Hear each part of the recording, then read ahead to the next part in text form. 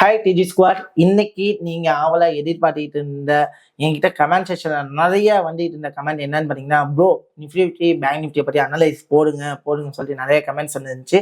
Actually இந்த வீடியோவை உங்களுக்காக தான் நாங்கள் ஷூட் பண்ணோம். அதுவும் நிறைய கேட்டுனதுனால நானும் நிறைய பேங்க் நிஃப்டி பார்க்கல. பிகாஸ் ஆஃப் நான் ஜனவரி மந்த்ல ஃபாரெக்ஸை கொஞ்சம் ஃபோக்கஸ் பண்ணிட்டு இருக்கேன். ப்ளஸ் நியூ பிரான்ச்சஸ் ஒர்க்குனால நான் ஃபுல்லாக எனக்கு எதில் ஸ்ட்ராங்காக இருக்கணும் அதில் பண்ணியிருந்தேன். ஸோ அதனால் என்ன போட முடியல. பட் இனிமேல் உங்களுக்கான வீடியோஸ் உங்களை தேடி வந்துட்டு இருக்கும். ஸோ உங்களுக்கு என்னென்னலாம் அனலைசிஸ் வேணும், எப்படியெல்லாம் அனலைசிஸ் வேணும் அப்படிங்கிறத நீங்கள் என்ன பண்ணுங்க அப்படின்னு பார்த்தீங்கன்னா எங்களுக்கு வந்து இனிமேட் பண்ணுங்க. ஸோ கண்டிப்பாக அது ஒரு அனலைசிஸ் நாங்கள் உங்களுக்குமே கொடுக்கும். அது ஸ்டாக் மார்க்கெட்டாக இருந்தாலும் சரி, ஃபாரெக்ஸாக இருந்தாலும் சரி, கிரிப்டோவாக இருந்தாலும் சரி.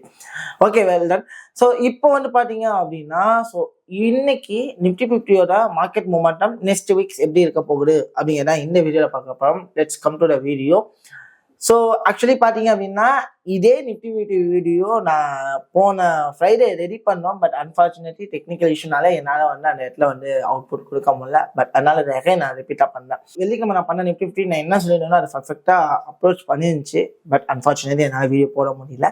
ஸோ ஓகே, நியூவாக ஃப்ரெஷ்ஷாக இப்போ நம்ம வீடியோ ஸ்டார்ட் பண்ணுவோம். இந்த வீடியோவை ஸ்கிப் பண்ணாமல் ஃபுல்லாக பாருங்கள். அப்போ தான் நம்ம என்ன சொல்கிறோம் அப்படிங்கிறது உங்களுக்கு புரியும்.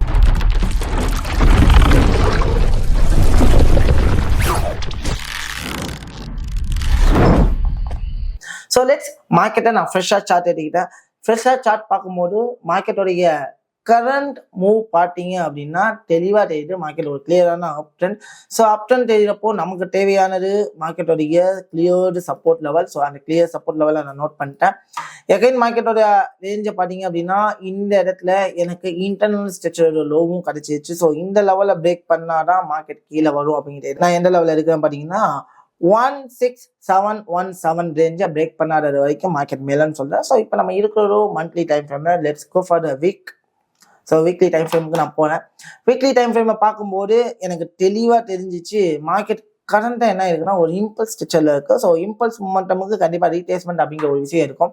அதாவது இந்த மூமெண்டம் இம்பல்ஸ் அப்படின்னா அதுக்கு ரீட்ரேஸ்மெண்ட் மூமெண்டம் எடுக்கணும். ஆனால் அதுக்கு எனக்கு ஸ்ட்ரக்சர் பிரேக் ஆகணும். ஸோ இந்த ஸ்ட்ரக்சரோட லோ பார்த்தீங்க அப்படின்னா இதுதான் என்னோட ஸ்ட்ரக்சர் லோ. இந்த லோ பிரேக் ஆகாத வரைக்கும் எனக்கு மார்க்கெட் அப்படிங்கிறது கீழே வரதுக்கு சான்சஸ் இல்லை. பட் இந்த இடத்துல நான் ஒரு விஷயத்தை பார்க்கும்போது மார்க்கெட்டோடைய கரண்ட் இம்பல்ஸுக்கு ப்ராப்பரான ரீட்ரேஸ்மெண்ட்டே இந்த லோவாக இருக்குது. ஸோ மார்க்கெட் என்ன ஆகலாம் அப்படின்னு பார்த்தீங்கன்னா இன்னுமே மேலே போகிறதுக்கு சான்சஸ் இருக்குது. Let's come to the drop and then so இந்த மாதிரி நடக்கிறதுக்கான வாய்ப்புகள் நிறையா இருக்குது. நான் வச்சு பார்க்க கையான சிச்சுவேஷனுமே இருக்குது. ஸோ மார்க்கெட் இந்த மாதிரி நடக்கிறதுக்கு வாய்ப்புகள்.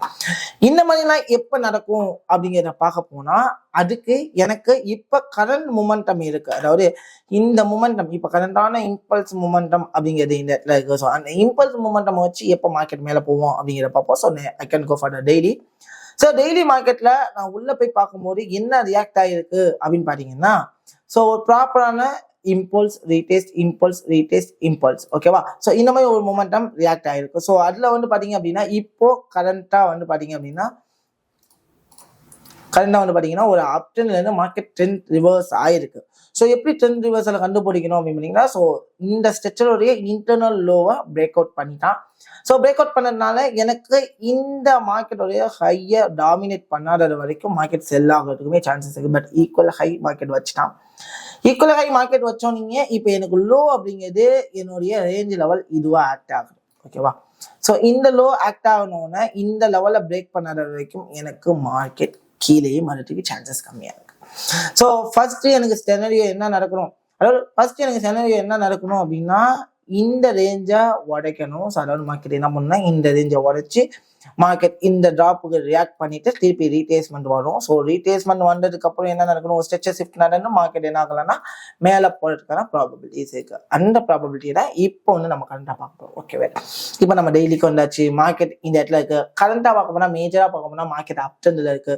ஸோ மார்க்கெட் என்ன வேணாலும் நடக்கிறதுக்கு சான்சஸ் இருக்கு. ஆனால் நிஃப்டி வரைக்கும் ஃபண்டமெண்டலாக பார்த்தீங்க அப்படின்னா மார்க்கெட் பை தான் ஆக போகுது. அதில் எந்த ஒரு சந்தேகமும் இல்லை. ஸோ அதனால நிஃப்டி 50ல மேக்ஸிமம் ஆப்ஷன் பையிங் ட்ரை பண்ணுங்க. ஆப்ஷன் செல்லிங்க்கு நீங்க போகாதீங்க. ஸோ அப்புறம் உங்களுக்கு லோ ரிஸ்காகவும் இருக்கிறதுக்கான சான்சஸ் நிறைய இருக்கு. Okay, well. ஸோ இப்போ நான் வந்து பார்த்தேன் இப்போ மார்க்கெட் ட்ராப் ஆகிட்டு இருக்கு. ஸோ ட்ராப் ஆகுது அப்படின்னா எனக்கு இந்த இன்டர்னல் ஸ்ட்ரக்சர்ல ஷிஃப்ட் நடந்திருக்கான்னு பார்க்குறேன். ஸோ இன்டர்னல் ஸ்ட்ரக்சருக்கு போறேன். இன்டர்னல் ஸ்ட்ரக்சர் பார்க்கும்போது இப்போ கரண்டோடைய செனரியோ நான் எடுக்கிறேன். ஸோ கரண்ட் செனரியோ எடுக்கும்போது எனக்கு லோ இன்டர்னல் லோ இதுவாக தான் இருக்கு. இந்த லோ லெவல் பிரேக் பண்ணாதது வரைக்கும் மார்க்கெட் இந்த லோல இருந்து மார்க்கெட் என்ன ஆகலாம்னா ஒரு பம்ப் கொடுத்து மேலே போறதுக்கான சான்சஸ் இருக்கு. அதாவது இது வரைக்கும் வந்துட்டு இங்கே என்ன ஆகலாம்னா மேலே போகலாம். இல்லை இதையும் பிரேக் டவுன் பண்ணிருச்சு அப்படின்னா சிம்பிளா மார்க்கெட் என்ன பண்ணும், இது வரைக்கும் வந்துட்டு ஒரு ரீட்ரேஸ்மெண்ட் ஆயிட்டு அங்கேருந்து திருப்பி இது வரைக்கும் வரதுக்கான சான்சஸ் இருக்கு. இப்போ நம்ம வந்து இதை வந்து நம்ம பாடிட்டு இருக்கோம். So 4 hours. ஆனால் நம்ம ட்ரேட் பண்ண போகிற எந்த time frame we can go for scalp தான் நம்ம வந்து மேக்ஸிமம் பண்ணுவோம், ஸ்விங் பண்ண மாட்டோம்.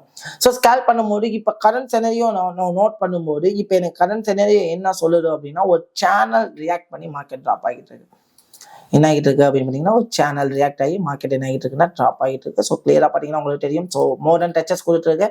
So 1 and 2 and then 3, 4 and then 5 and then 6. அதாவது சப்போர்ட் சேனலோடைய சப்போர்ட் லெவல்ல ஒரு 3 டச்சஸ் அண்ட் தென் ரெசிஸ்டன்ஸ் லெவல்ல ஒரு 3 டச்சஸ் இருக்கிறதுனால maximum as per the expectations market மேலே போகிறதுக்கான ப்ராபபிலிட்டிஸ் நிறையவே இருக்கு. இப்போ நம்ம எடுத்துக்கிட்டோம் அப்படின்னா சரி, இப்போ எனக்கு மேலே போகணும் அப்படின்னா எனக்கு ஒரு விஷயம் நடக்கணும். அந்த விஷயம் என்ன பண்ணணும் அப்படின்னா இப்போ கரண்ட் மார்க்கெட்டோடைய செனரியோஸை நான் மார்க் பண்றேன். ஸோ இந்த லெவலில் ஈக்குவல்ஸ் வைக்கிறா இல்லை இந்த லெவலில் ஸ்வீப் நடக்குதா அப்படிங்கிறத பார்ப்பேன். இந்த ஸ்வீப்னா ஒன்றும் இல்லை. ஸோ அதாவது ஸ்டாப்ல சந்திக்கிறா ஸ்வீப் இப்போ மார்க்கெட்டில் பை போகலாம் அப்படின்னு சொல்லிட்டு பண்ணுவாங்களே, இந்த இடத்துல பை போட்டவங்க எல்லாரையும் பார்த்துப்பாங்க. ஸோ இந்த இடத்துல என்ன நடக்குது அப்படிங்கிறத பார்க்க போகிறேன்.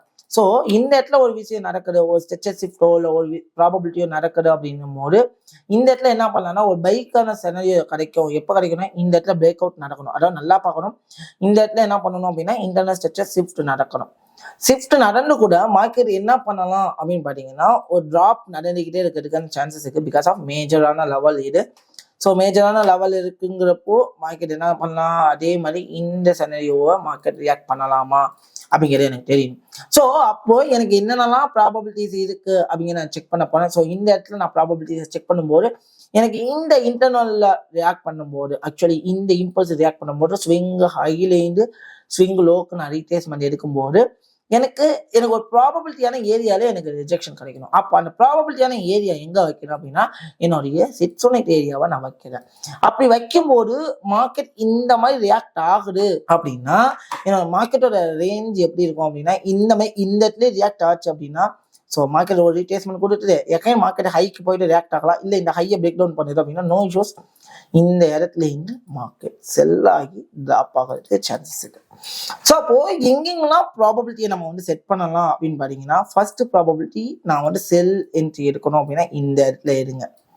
ஸோ வெயிட் பண்ணி இந்த ரேஞ்சுக்கு வந்ததுக்கு அப்புறம் செல் என்ட்ரி எடுத்து நம்மளுடைய லோ லெவல் வரைக்கும் ஸ்டாப் லாஸ் வச்சு ட்ரை பண்ணுங்க. பை எடுக்கணும் அப்படின்னா என்ன பண்ணணும்னா இப்போ கரண்டோடைய ட்ரெண்டோடைய ரெசிஸ்டன்ஸ் லெவல் அதாவது பார்த்தீங்க அப்படின்னா கரண்ட் ட்ரெண்ட் ரெசிஸ்டன்ஸ் லெவல் எவ்வளோ இருக்கு பார்த்தீங்கன்னா 21700 டாமினேட் பண்ணுச்சு அப்படின்னா ஒரு சின்ன ரீடெஸ்ட் கொடுத்துட்டு மார்க்கெட் மேலே போறதுக்கான ப்ராபபிலிட்டிஸ் நிறையவே இருக்கு. அதை ப்ராப்பரா யூட்டிலைஸ் பண்ணி அதுக்கேற்ற மாதிரி நீங்க டிராவல் பண்ணீங்க அப்படின்னா உங்களால ஈஸியா ஒரு ப்ராஃபிட்டபிள் ட்ரேடரா உங்களால எஸ்டாப்ளிஷ் பண்ண முடியும். பட் எனக்கு எங்க ட்ரேட் எடுக்கணும் அப்படிங்கிறது தெரியணும். ஏன்னா கண்டிப்பா இந்த இடத்துல ஸ்ட்ரெச்சர் ஷிஃப்ட் நடக்கணும். ஸ்ட்ரெச்சர் ஷிஃப்ட் நடந்ததுக்கு அப்புறம் இந்த இடத்துல பைக்கான ப்ராபபிலிட்டிஸ் எங்க கிடைக்குதோ அந்த இடத்துல நான் பைக்கான ப்ராபபிலிட்டியை செட் பண்ணுவேன். செட் பண்ணி அங்கேயும் நான் பை எடுப்பேன். அதாவது மார்க்கெட் மேலே போங்க பெரிய பண்ணி அதுக்கேற்ற மாதிரி நான் பை எடுப்பேன். கீழே வரும் அப்படிங்கிற பெரிய பண்ணி அதுக்கேற்ற செல் ப்ராபபிலிட்டி செட் பண்ணுவேன். இந்த மாதிரி நம்ம செட் பண்ணும்போது நம்மளுடைய என்ட்ரி லெவல் அக்யூரேட்டராகவும் இருக்கும். அதுக்கேற்ற மாதிரி ஒரு ப்ராஃபிட்டபிளான என்ட்ரிஸாகவும் நம்ம பேஸ் பண்ண முடியும். அதை பார்த்து எந்த இடத்துல சர்வே பண்ணணும்னு பாருங்க. ஸோ பார்ப்போம் மார்க்கெட்டோட மொமெண்டம் எப்படி நடக்குது, என்ன நடக்குது அப்படிங்கிறத. பட் இதுல எனக்கு கன்ஃபர்மேஷன் இல்லாம நான் ஒரு ட்ரேட் எடுக்க மாட்டேன். அண்ட் தென் நான் எப்படியெல்லாம் ட்ரேட் எடுக்கணும், ஒரு செல்லுக்கான ப்ராபபிலிட்டி செட் பண்ணுவேன், பைக்கான ப்ராபபிலிட்டி செட் பண்ணுவேன். இதுதான் என்னோட ட்ரேடிங் பிளான். இந்த பிளான்ல தான் ட்ரேட் எடுக்கணும் அப்படிங்கிறத உங்க மைண்ட்ல செட் பண்ணுங்க. நீங்க ஒரு பை ட்ரேட் எடுத்தாலும் சரி, நீங்க ஒரு செல் ட்ரேட் எடுத்தாலும் சரி, நான் ஒரு ட்ரேட் எதுக்காக எடுக்க போறேன், எதை பேஸ் பண்ணி எடுக்க போறேன் அப்படிங்கிறத நீங்க தெளிவா இருந்தாதான் உங்களால இந்த இடத்துல உங்க ப்ராபபிலிட்டியை செட் பண்ணிக்க முடியும். அதனால ப்ராப்பரா எடுத்து ப்ராப்பரா டிராவல் பண்ணுங்க. அதே நீங்க ஒரு ப்ராஃபிட்டபிள் ட்ரேடர் ஆகணும் அப்படின்னா இந்த மாதிரி சில விஷயங்களை ஃபாலோ பண்ணாதான் முடியும். நான் எல்லா இடத்துலையும் பை எடுக்க போறேன், எல்லா இடத்துலையும் செல் எடுக்க போறேன் அப்படின்னா நீங்க கண்டிப்பா ப்ராஃபிட்டபிள் ட்ரேடர் ஆக முடியாது. ஒரு ப்ராப்பரான ட்ரேடிங் பிளானோட ட்ரேட் பண்ணுங்க. அப்புறம் உங்களால உங்களுடைய கேரியரை டெவலப் பண்ண முடியும். அதுவே அந்த